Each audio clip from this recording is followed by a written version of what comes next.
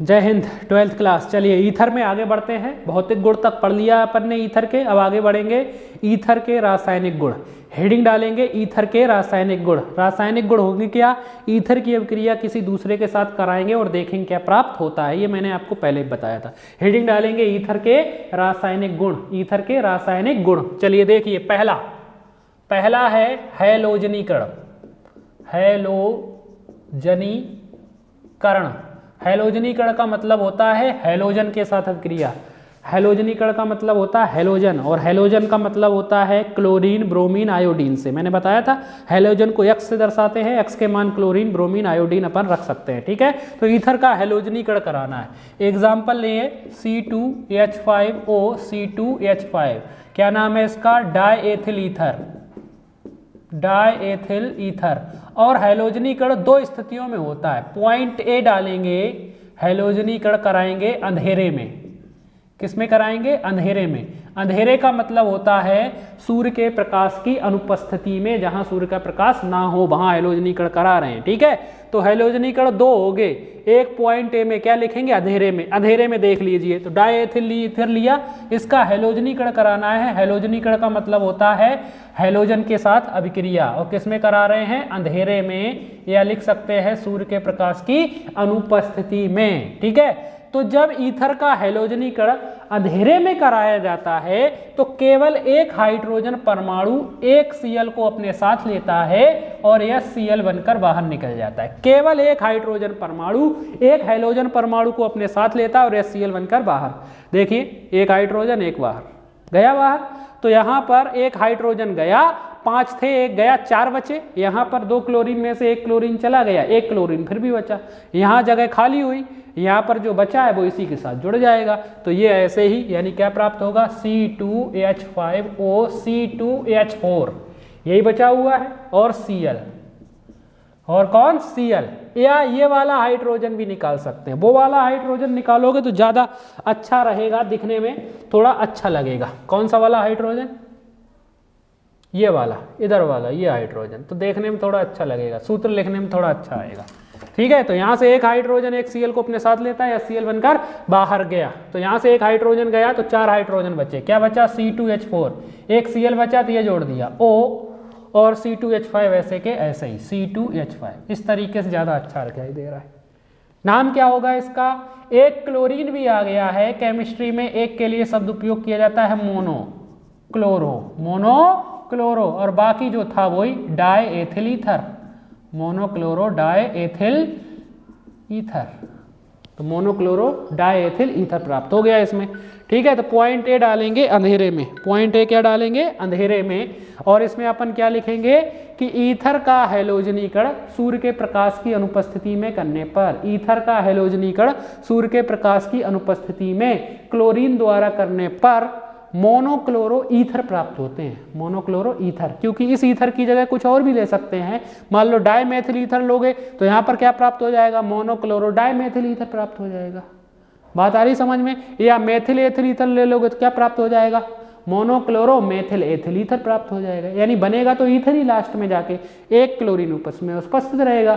तो इस तरीके से लिख देंगे कि ईथर का हैलोजनीकरण क्लोरीन द्वारा सूर्य के प्रकाश की अनुपस्थिति में करने पर मोनोक्लोरो ईथर प्राप्त होते हैं। ठीक है, तो ये हो गया अंधेरे में। अब पॉइंट बी, प्रकाश में।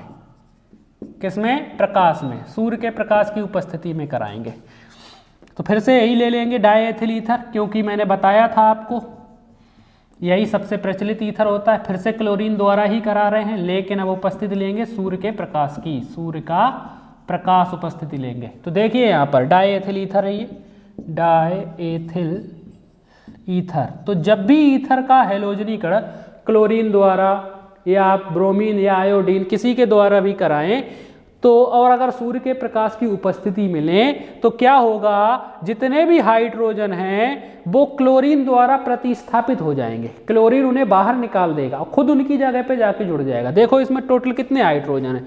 मैंने बोला जितने भी हाइड्रोजन हैं सब बाहर निकल जाने। कितने हैं? 5 और 5 10 हाइड्रोजन हैं। 10 हाइड्रोजन जब बाहर जाएंगी तो 10 जगह खाली होंगी, और खाली जगह छोड़ नहीं सकते क्योंकि ऑक्सीजन कार्बन की संयोजकता कम हो जाएगी, ऑक्सीजन की संयोजकता भी कम हो जाएगी, तो सूत्र गलत हो जाएगा।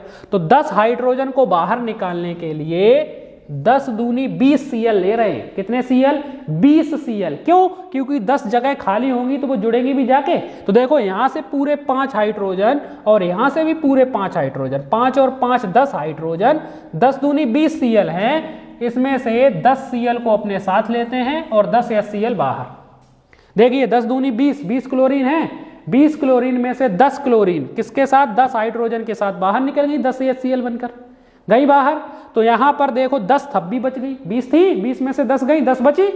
कितनी बची? 10। 10 में से 5 यहां पर जुड़ जाएंगी आके क्योंकि 5 जगह यहां खाली हुई, और 5 आके यहां पर जुड़ जाएंगी क्योंकि 5 जगह यहां खाली हुई। तो क्या मिलेगा? C2, ये C2 ऐसा ही, ये 5 Cl जुड़ गई, Cl5 जुड़ गया, O ऐसा का ऐसा ही, इधर वाला C2 ऐसा का ऐसा, ये 5 हाइड्रोजन गए तो 5 यहां पर जुड़ गई, Cl5 ऐसा ही मिलेगा।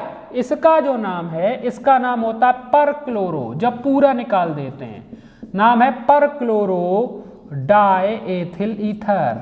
ये डायएथिल ईथर से ही प्राप्त हुआ है, इसीलिए नाम क्या है? परक्लोरो डायएथिल ईथर। तो हेडिंग डालेंगे प्रकाश में, इसमें लिखेंगे कि ईथर का हैलोजनीकरण क्लोरीन द्वारा सूर्य के प्रकाश की उपस्थिति में करने पर परक्लोरो ईथर प्राप्त होते हैं। क्या प्राप्त होते हैं? परक्लोरो ईथर। उसमें मोनोक्लोरो, उसमें केवल एक हाइड्रोजन बाहर जाता है, इसमें जितने भी हाइड्रोजन लोगे वो बाहर। जैसे मान लो यहाँ पर डायमेथिल ईथर होता, 3 हाइड्रोजन यहाँ, 3 हाइड्रोजन यहाँ, 3 3 6, तो 6 HCl बाहर जाते। कितने? 6, और 6 यहाँ पर जोड़ने के लिए चाहिए होते, यानी टोटल 12 Cl क्लोरीन लेने पड़ते अपने को। ठीक है, तो ये हो गई हमारा पहला रासायनिक गुण हैलोजनीकरण। ईथर का पहला रासायनिक गुण हो गया हैलोजनीकरण। चलिए अब आगे बढ़ते हैं दूसरे की ओर। दूसरा पॉइंट है हमारे पास H2SO4 के साथ अभिक्रिया। H2SO4 के साथ अभिक्रिया, ईथर की अभिक्रिया किसके साथ कराएंगे? H2SO4 के साथ, H2SO4। अब H2SO4 जो है वो 3 तरीके को होता है। पहला, ठंडे H2SO4 के साथ अभिक्रिया, ठंडे H2SO4 सल्फ्यूरिक अम्ल के साथ अभिक्रिया। सल्फ्यूरिक अम्ल कितने तरीके का? 3 तरीका है।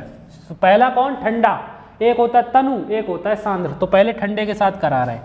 चलिए देखिए, ईथर C2H5O C2H5, इसकी अभिक्रिया किसके साथ? ठंडे H2SO4, ठंडा H2SO4 इसके साथ कराएंगे।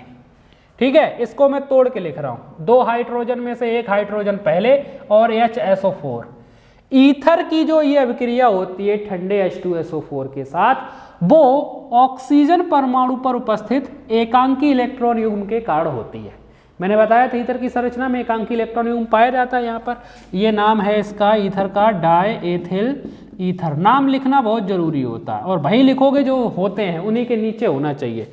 और ये जो ईथर की अभिक्रिया जब H2SO4 ठंडे H2SO4 के साथ कराते हैं तो ये अभिक्रिया एकांकी इलेक्ट्रॉन युग्म के कारण संपन्न होती है। ठीक है, तो देखो 2 C2H5 है, तो ये ऐसा ही लिख दिया 2 C2H5 का होल ट्वाइस हो गया। O के साथ जुड़ता है H, O के साथ कौन जुड़ता है? H, ये जुड़ गया H, और लास्ट में ये ऐसा ही HSO4 ये लिखा।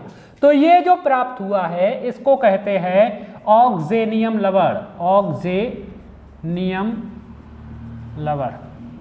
इंग्लिश में नाम रहता है ऑक्जेनियम, उच्चारण जा निकलता है, हिंदी में सा लिखा जाता है, ऑक्जेनियम लवण। ऑक्जेनियम लवण प्राप्त होता है। तो ईथर की अभिक्रिया ठंडे H2SO4 के साथ कराने पर ऑक्जेनियम लवण प्राप्त होता है। ये लिख देंगे। हेडिंग क्या डालेंगे? ठंडे H2SO4 के साथ। उसमें लिखेंगे कि ईथर की अभिक्रिया ठंडे H2SO4 के साथ कराने पर ऑक्जेनियम लवण प्राप्त होता है, और नीचे ये एग्जाम्पल लिख देंगे। तो ये अभिक्रिया किसके कारण होती है? एकांकी इलेक्ट्रॉन युग्म के कारण। O जो है H के साथ जुड़ता है सिंगल, और बाकी वैसा का वैसा ही। 2 ये थे, 2 वैसे के वैसे ही। ठीक है, ये हो गए ठंडे H2SO4 के साथ। अब पॉइंट बी, अब कराएंगे किसके साथ? तनु H2SO4। किसके साथ? तनु H2SO4 के साथ। तो डायएथिल ईथर C2H5O C2H5। अभिक्रिया किसके साथ? तनु H2SO4। तनु मतलब जिसमें जो पतला हो, पानी की मात्रा ज्यादा हो। तो वास्तव में ये जो अभिक्रिया होती है वो जल के साथ होती है। किसके साथ? जल के साथ। जल का सूत्र क्या होता है? H2O। और जो हमारा तनु H2SO4 होता है सल्फ्यूरिक अम्ल, वो उत्प्रेरक की तरह कार्य कर रहा होता है। किसकी तरह कार्य कर रहा होता है? उत्प्रेरक की तरह यहां पर कार्य कर रहा होता है।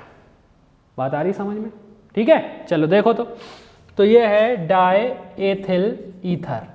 तो डाई एथिल ईथर। तो जब भी ईथर की अभिक्रिया तनु H2SO4 के साथ कराओगे तो वास्तव में डायरेक्ट अभिक्रिया नहीं करेगा तनु H2SO4 के साथ। क्यों? क्योंकि H2SO4 तनु है, मतलब उसमें पानी है, यानी कि ईथर H2SO4 के साथ डायरेक्ट अभिक्रिया नहीं दर्शा रहा है, उसमें उपस्थित पानी के साथ अभिक्रिया कर रहा है। तो देखो तो पानी के साथ अभिक्रिया करेगा तो क्या मिलेगा? यहाँ पर क्या मिलेगा? H2O है जल, या मैं इसे ऐसा लिख दूं HOH, कोई फर्क पड़ने वाला है क्या? बात तो एक ही है ना। तो देखो यहां पर एक C2H5O के साथ जुड़ता है एक H, इतना।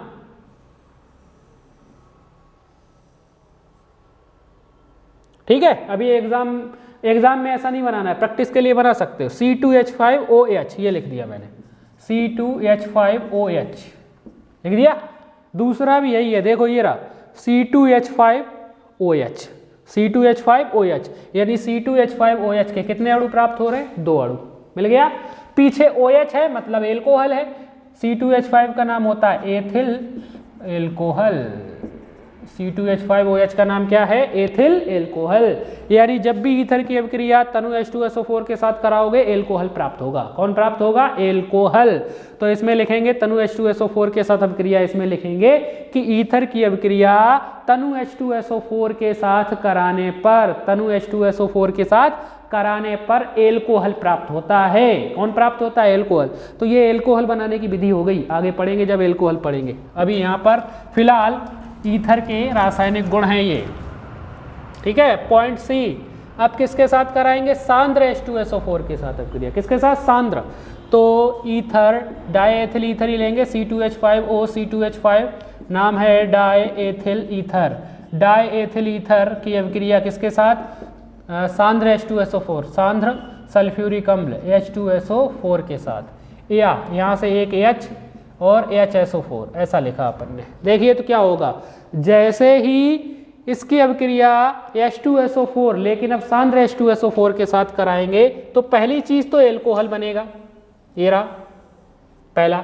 C2H5O के साथ जुड़ेगा H, ये लिख दिया इधर C2H5OH बन गया एथिल एल्कोहल। ठीक है, दूसरा अब जो बचा वो लिख दो। क्या बचा? C2H5HSO4, ये लिख दिया C2H5HSO4।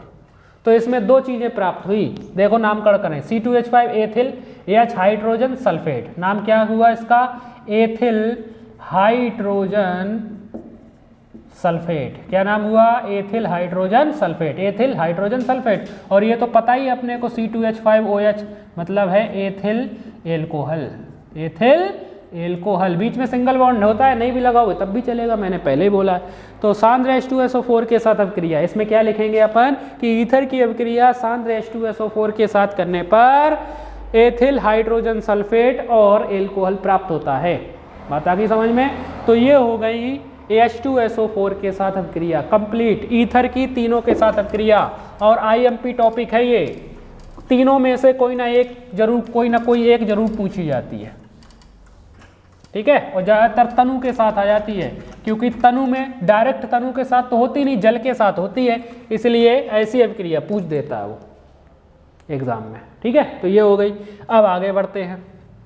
अब तीसरा ईथर का करा लेते हैं अपचयन। हेडिंग डालेंगे अपचयन।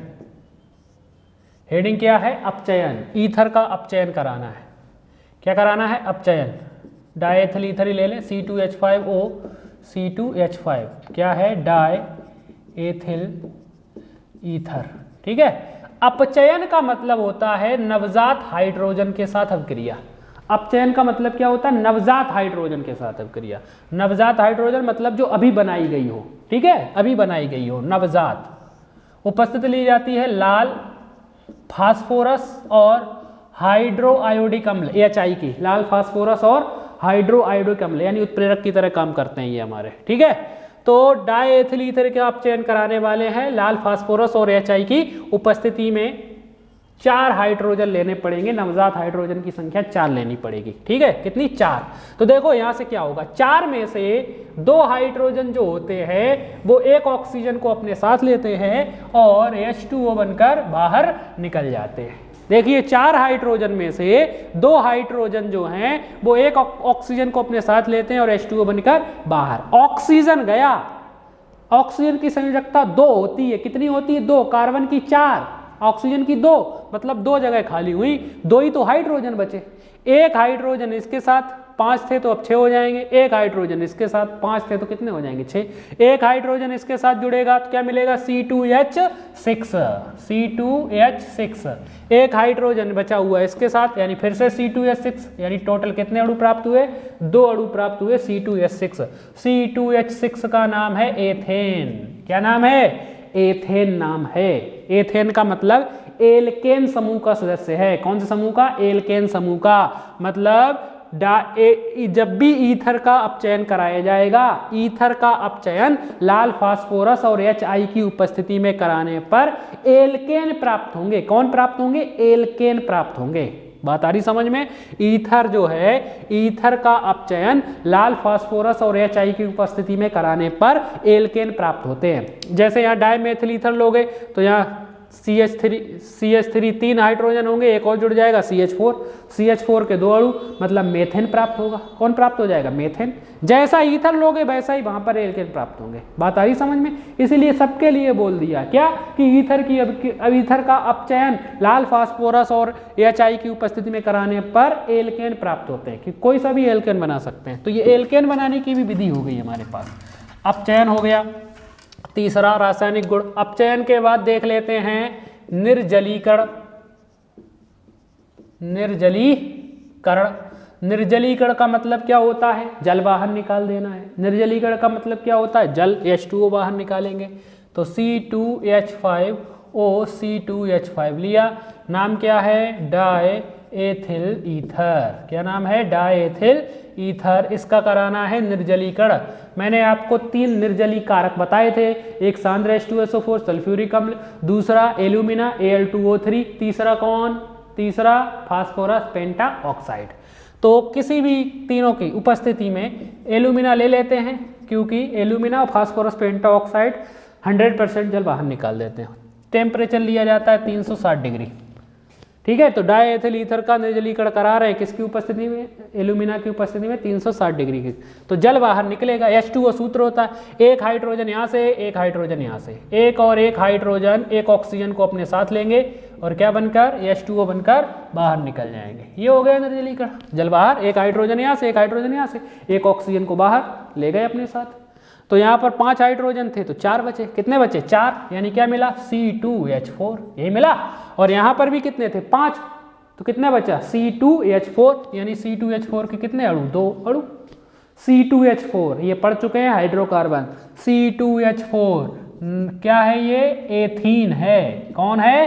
एथीन। एल्कीन समूह का सदस्य है, डबल बॉन्ड पाए जाते हैं इसमें, ठीक है। तो ईथर का निर्जलीकरण एल्यूमिना की उपस्थिति में 360 डिग्री सेंटीग्रेड ताप पर करने पर एल्कीन प्राप्त होते हैं। कौन प्राप्त होते हैं? एल्कीन। एल्कीन समूह का ही एक सदस्य है। फिर से सुन लीजिए, ईथर का निर्जलीकरण एल्यूमिना की उपस्थिति में 360 डिग्री सेंटीग्रेड ताप पर करने पर एल्कीन प्राप्त होते हैं। जैसे अगर यहाँ पर डायमेथिल ईथर लोगे तो मेथिन प्राप्त होंगे, अगर डायप्रोपिल ईथर लोगे तो प्रोपीन प्राप्त हो जाएंगे। यहाँ पर बात आ रही समझ में? तो ये हो गया निर्जलीकरण। क्या हो गया? निर्जलीकरण, ठीक है। तो इतना ही बहुत है। पहले इतनी अभिक्रियाएं आप लोग याद कीजिए, प्रैक्टिस कीजिए अच्छी तरीके से। प्रैक्टिस बहुत जरूरी होती है, बिना प्रैक्टिस के कुछ नहीं बनने वाला, ठीक है। तो यहीं पर ख़त्म कर रहे हैं। जय हिंद।